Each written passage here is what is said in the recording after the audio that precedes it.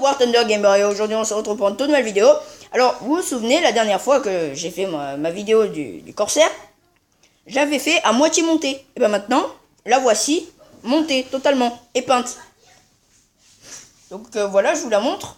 Alors ici j'ai été assez astucieux parce que j'ai pris dans la boîte, j'ai pris sur la boîte l'endroit où il y avait marqué F4U Corsair, machin, pour la mettre comme si c'était sur une table d'exposition. Donc si vous trouvez que c'est ingénieux, vous me le dites dans les commentaires. Alors ici, c'est les traces des mitrailleuses, parce que les mitrailleuses, quand elles tirent, ça fait de la fumée. Donc la fumée laisse des traces. Et pareil pour l'huile. Bon, je pense que j'ai mis un peu trop de noir, hein, mais bon, c'est pas grave. Alors ensuite, j'ai peint la verrière, et j'ai pas le pilote. J'ai pas aussi l'habitacle. Donc ça, c'est pas très important, parce que l'habitacle, c'est pas la chose qu'on regarde le plus souvent. Donc j'ai pas aussi le dessous des ailes. Bon, ici, ça fait vraiment crado, Carlo crado, hein. Par contre, là, tu sors pas les verres du nez, hein. Mais voilà. Donc pour la petite histoire, le F4 Corsair a été mis en service pendant la Seconde Guerre mondiale dans l'US Army. Et les pilotes ne portaient pas de masque à oxygène. Donc ils ne pouvaient pas monter très haut. Parce que sinon ils savaient qu'ils allaient tomber dans les pommes. Donc je l'ai pas en bleu marine parce que c'est la couleur emblématique et officielle des Corsair. Pareil pour les L4 et les Avengers. Non, pas les Avengers, non, pas les héros, non. Les Avengers, c'était le nom des avions. C'était un peu comme les Dauntless, qui faisaient aussi partie de la Marine, de l'US Army, de l'US Navy. Mais,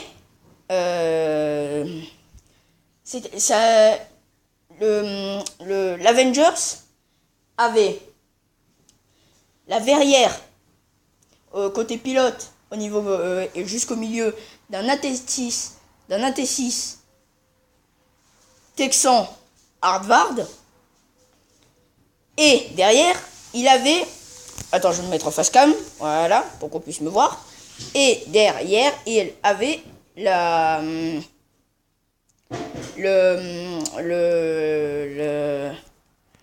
l'habitacle du mitrailleur d'en bas du B-17 Flying Fortress. Donc c'était un peu le combiné des deux. Et ça faisait très bien. Donc voilà, j'ai fait au mieux. Et mon père m'a dit que je l'avais très bien réussi. Alors, petite information, pour ceux qui croient que ça fait que je l'ai fait en 5 minutes. Non, ça se fait pas en 5 minutes. Non, si on compte pas la peinture, non. Enfin, si on compte la peinture, non, ça se fait pas en 5 minutes. Ça se fait plus en plus d'une semaine qu'en 5 minutes. Parce que j'ai mis quand même une semaine ou deux pour le monter, d'accord? Et si la personne affirme que ça se fait en 5 minutes en comptant la peinture, et qu'ils viennent le faire avec la même maquette, parce que même moi, tu vois, je mets pas autant de temps. Je mets autant de temps, tu vois, voire même plus longtemps. Normalement, je les peins en 20 secondes. Enfin, je les fabrique en 20 secondes. Si on compte pas la peinture. Mais si on compte la peinture, c'est beaucoup plus long. Donc voilà, j'ai peint le moteur et tout le bastringue. Et donc voilà, j'ai été vraiment très astucieux. Parce que j'ai pris le côté là, sur la maquette, j'ai pris l'endroit où il y avait écrit Wout F4U1A Corsair. Donc maintenant on va passer à la deuxième maquette. Donc je sais pas si vous vous souvenez, il y a quelques temps, je vous avais parlé de mon coffret de la bataille d'Angleterre. Je ne sais pas si... ouais, dans ma vidéo, je crois, des nouvelles maquettes arrivent. Non, des nouvelles maquettes pour ma fête, trop cool. Donc, je vous avais présenté la boîte. Mais pas les maquettes. Enfin, je crois pas. Ah oui, dans mes maquettes décorées. Je vous ai présenté les maquettes dans ma vidéo, les maquettes décorées que vous pourrez regarder quand vous voudrez. Et je vous invite aussi à mettre un like aux deux vidéos. Donc, c'est parce qu'il y a un moustique, je suis attiré par lui, mais normalement, il faut pas. Donc, voilà. Donc, je vous les représente. Donc, ici, nous avons le Messerschmitt MEBF 109. Donc, qui est un avion, un chasseur allemand. Mise en service aussi pendant la Seconde Guerre mondiale dans la Luftwaffe. Donc lui possédait 2 mitraillettes à l'avant, que vous voyez, et 2 mitraillettes sur les côtés. aussi que vous devez voir. Voilà. Donc il y a aussi le Supermarine Spitfire. Donc il a été aussi mis en service pendant la Seconde Guerre mondiale dans la Royal Air Force. Alors la Royal Air Force, c'est quoi? C'est comme c'est les Anglais en fait. Donc il était très apprécié des pilotes et avec sa très grande maniabilité et son agilité au combat, y compris avec ses 8 mitrailleuses, il pouvait faire des ravages.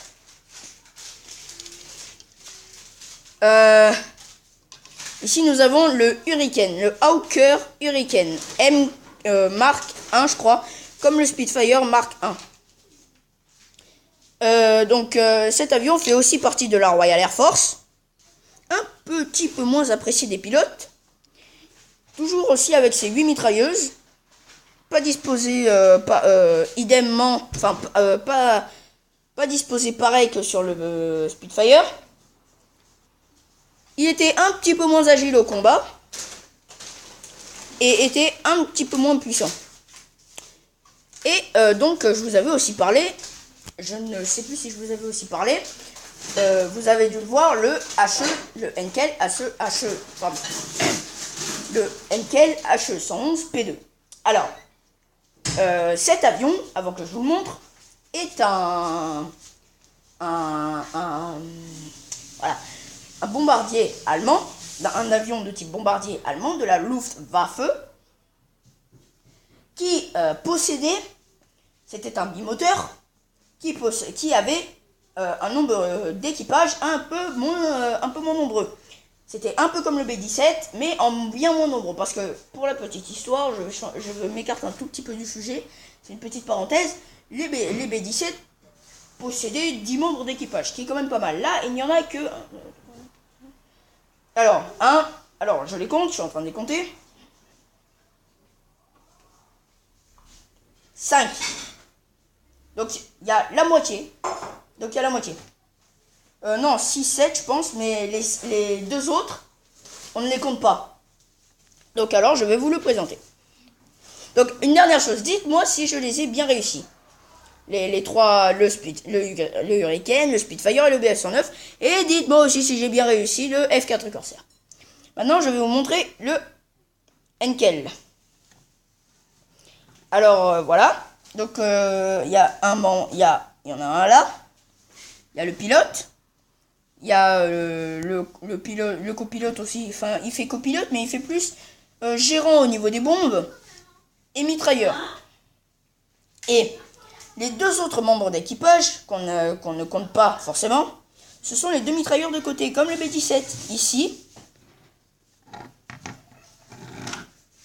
Et ici. Vous voyez? Donc, voilà. Et l'autre membre d'équipage, il est ici, au niveau des mitrailleuses, ici. Et il y en a encore un autre. Et il attend ici, au niveau des mitrailleuses en bas. Il attend dans le secteur, là, au milieu de l'avion, pour pouvoir prendre la relève. Donc, voilà. Je l'ai fait, je l'ai terminé hier, je pense, ouais. Et comme je pensais que j'allais jamais la commencer, donc jamais la terminer, je me suis bougé un petit peu le popotin. Et j'ai fait la moitié. Donc, on ne compte pas les ailes, ni celle-là, ni celle-là. On ne compte pas les moteurs non plus, ni la verrière, ni le mitrailleur là, ni le mitrailleur en bas, ni les... En gros, j'ai pas mis les vitres, mais j'ai fait cette partie-là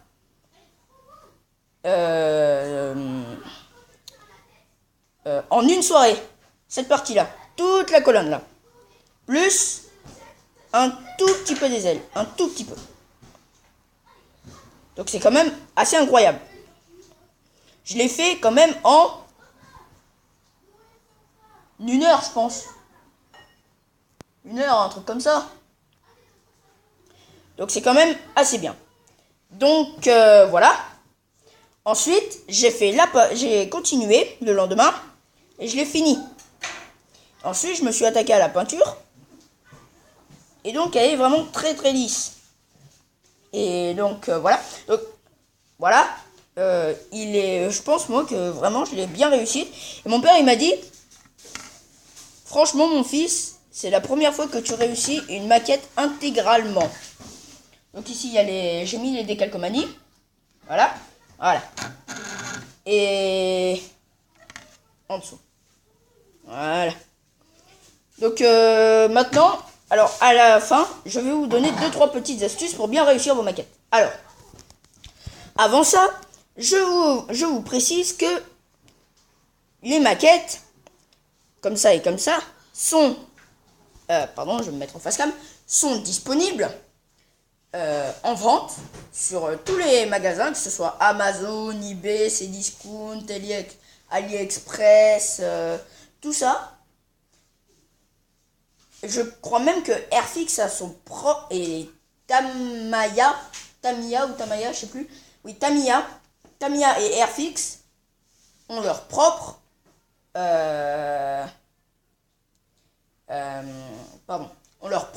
site internet de vente.